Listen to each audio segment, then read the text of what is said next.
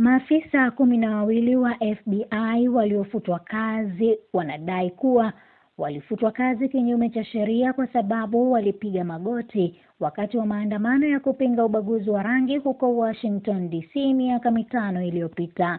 Katika kesi iliyowasilishwa hivi karibuni, maafisa hao wa zamani wamesema uamuzi wao wa kupiga magoti kama ishara inayotumiwa na waandamanaji ulisaidia kupunguza mvutano katika maandamano kutokana na mauaji ya George Floyd yaliyofanywa na polisi. Maafisa hao wanaamini walifukuzwa kazi kwa amri ya bosi wa FBI Kash Patel, ambaye ametajwa kuwa mshtakiwa. Wamesema barua zao za kuachishwa kazi zimewashutumu kwa kuwa na upendeleo katika majukumu yao.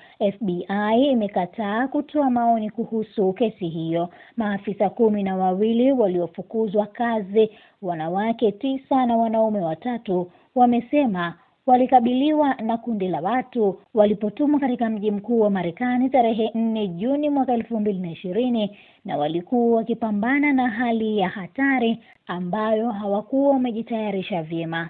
Kuuawa kwa Floyd, mtu mweusi na afisa wa polisi mweupe huko Minneapolis, kulisababisha maandamano nchini Marekani na katika miji mbalimbali duniani kwa siku kadhaa.